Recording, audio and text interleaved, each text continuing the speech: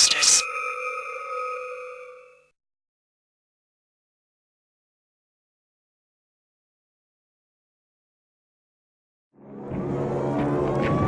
Pearl Harbor was hell.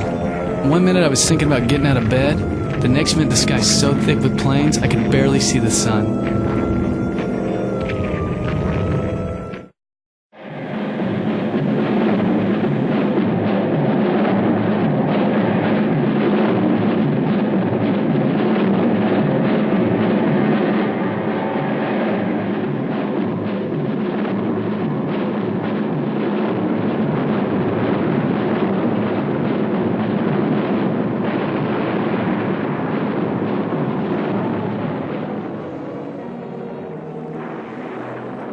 The attack on Pearl Harbor pulled us into the war. In just a couple of hours, hundreds of Jap pilots hit our fleet hard, decimating our battleships. Thankfully, our carriers were at sea during the attack. This was quite a piece of good luck.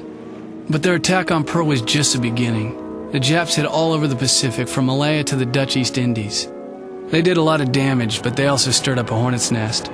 We were mad, and our rage was directed one way, west, to Japan. When we entered the war, we thought we'd get it over quick. We'd be home by Christmas telling stories about how we kicked the Japs' ass. Man, we were so wrong. Hitting Pearl Harbor wasn't enough for them. They wanted Wake Island, too. Now, Wake's just an airfield on a speck of sand in the middle of the Pacific, but they wanted it bad.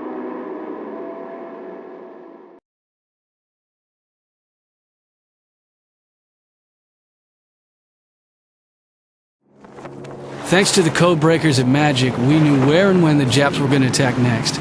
We weren't going to be surprised again like at Pearl Harbor. This was our chance to return the favor they did for us at Pearl. The Battle of Midway was where everything changed. We broke their codes and their plans were clear.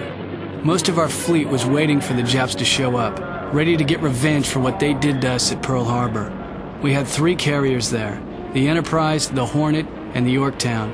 To back them up, we had 8 cruisers and 17 destroyers. But the Jap fleet was awesome. They sent 6 carriers, 7 battleships, 14 cruisers, and 42 destroyers. Against their fleet, ours looked insignificant. The battle lasted 3 days, and when the smoke cleared, we saw the damage we'd done. We took out 4 of their carriers: the Akagi, the Kaga, the Hiryu, and the Soryu, and the heavy cruiser Mikuma. All up, we only lost 1 carrier, the Yorktown, and a single destroyer. But it wasn't just ships that the Japs lost at Midway.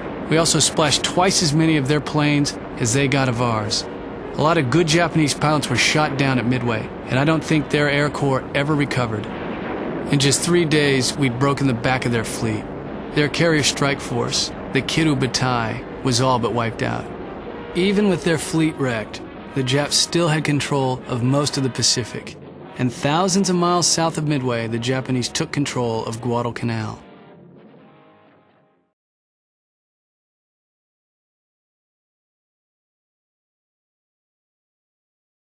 We were headed for a place called Guadalcanal. It's a big jungle island, and the Japs were well dug in. So we got ourselves ready for months of mud and sweat and mosquitoes and death.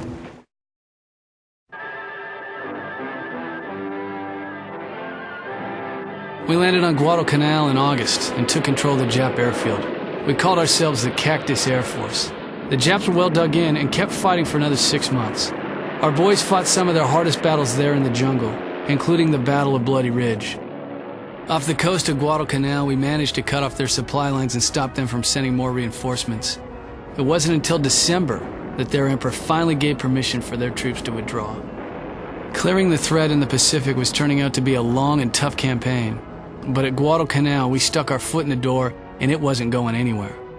In April of '43, our codebreakers located Admiral Yamamoto, the guy who planned the Pearl Harbor attacks. He was going to be flying in a bomber near Bougainville.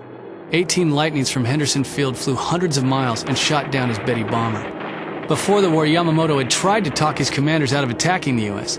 They didn't listen, and even though he knew it was a bad idea, he planned the Pearl Harbor attack for them. At the start of the war, he predicted that for the first 6 to 12 months, he'd win victory upon victory. But after that, he said he had no expectation of success. He was a smart man, and they never did find his body.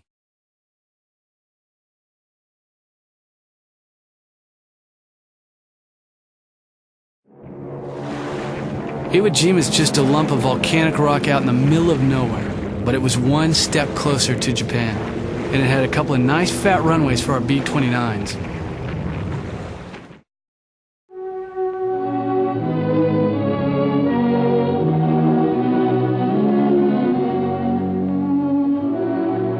The invasion of Iwo Jima was the final stepping stone to Japan. Once we controlled the airfield on the island, we could easily stage bombing raids against mainland Japan itself. In the first raid alone, almost 280 superfortresses bombed Tokyo and razed 10 square miles of the city.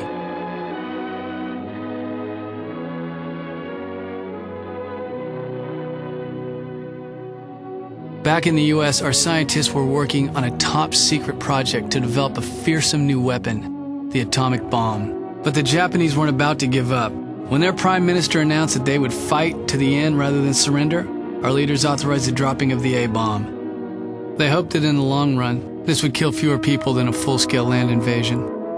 Just 10 days after the Trinity test, the parts were shipped to Tinian Island. On the 6th of August, the Enola Gay lifted off from Tinian and headed for Japan. Just 3.5 hours later, they reached the city of Hiroshima. The bomb, Little Boy, detonated 2,000 feet off the ground. The blast leveled 90% of the city.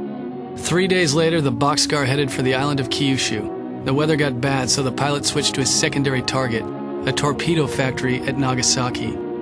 His bomb, Fat Man, exploded over Nagasaki. The hills limited the damage to just 30% of the city. All up, the bombs killed about 100,000 people and injured more.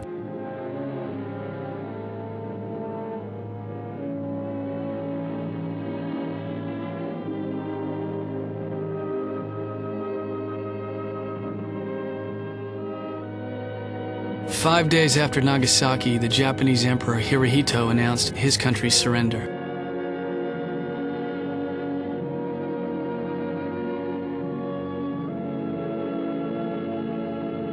The war was over. We'd beaten the Japs, peace was restored in the Pacific, and our boys headed home.